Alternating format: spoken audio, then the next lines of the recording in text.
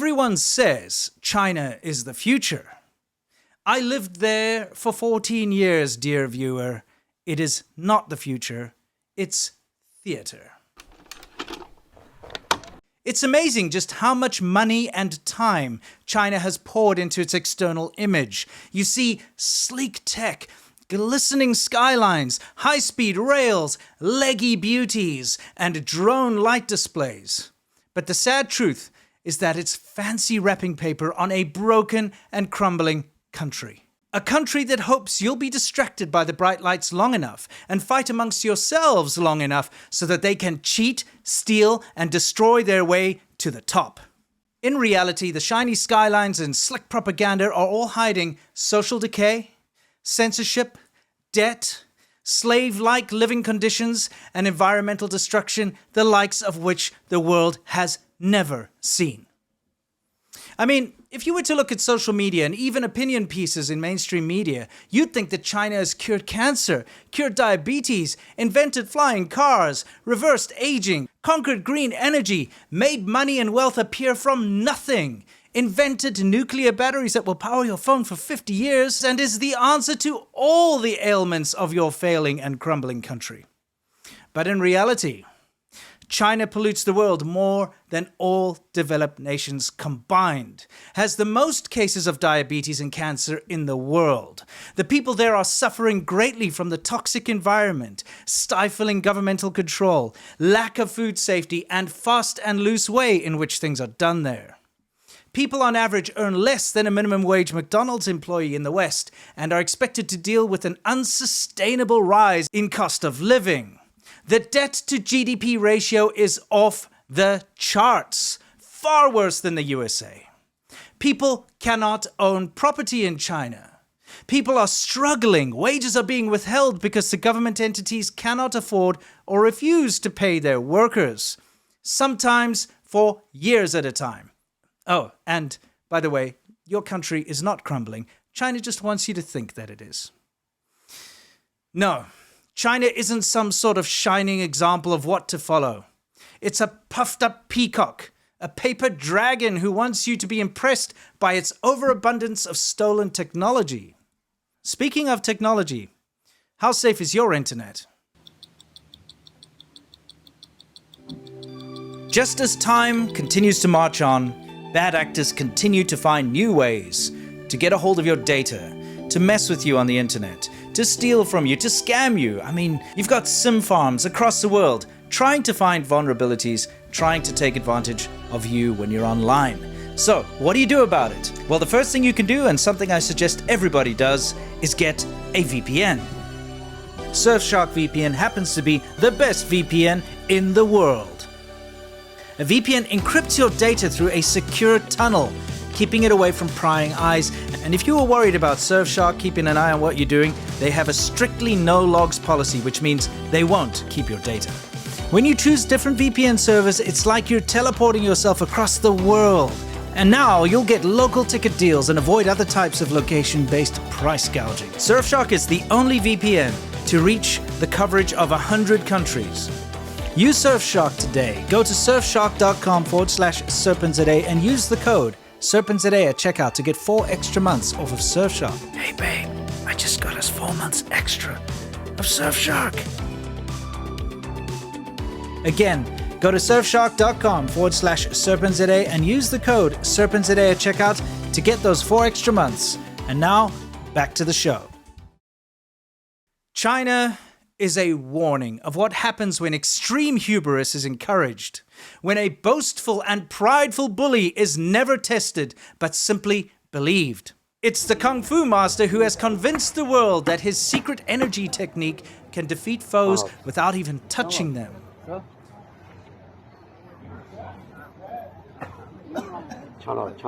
Put him up against a real fighter and the truth will be exposed.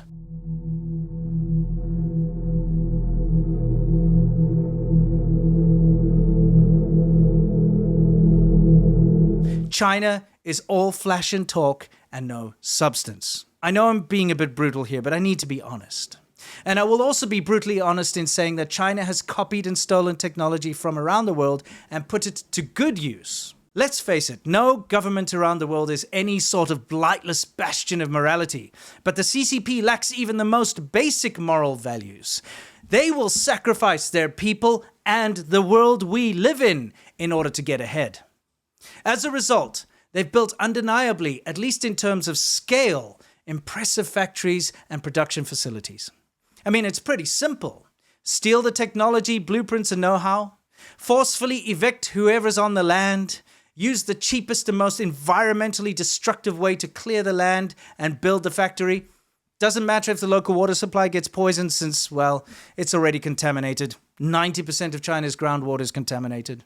Doesn't matter if the locals get cancer because you use unsafe chemicals or building materials, because they don't have a say or chance against any government-backed or linked project. I'm not making this up. There are countless examples of this happening around China, still to this day.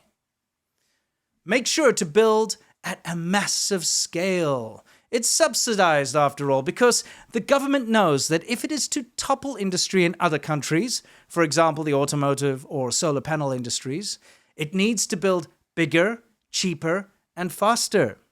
It's easy since no money was spent on R&D. The technology was stolen. No need for environmental permits or lengthy surveys. Just go ahead and intimidate and silence anyone who protests later.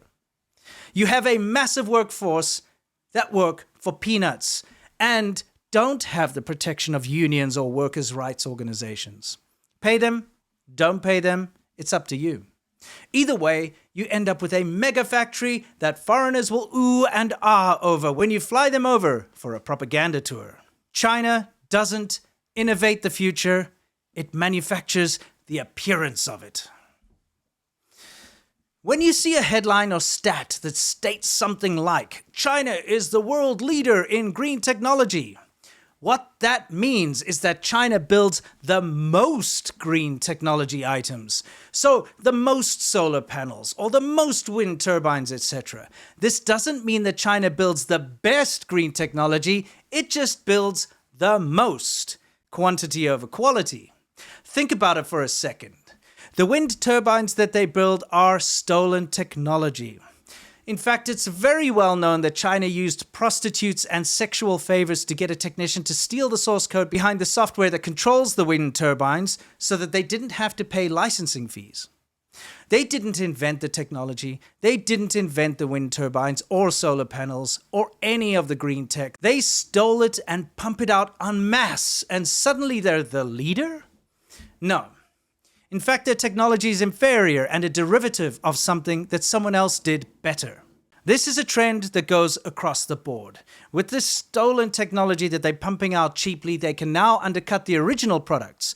People will settle for worse quality because, well, it's cheaper. You force out the people that invented it, you force out the innovation, and what you're left with is a derivative substandard product. I mean, we have all bought stuff from Amazon that falls apart, right?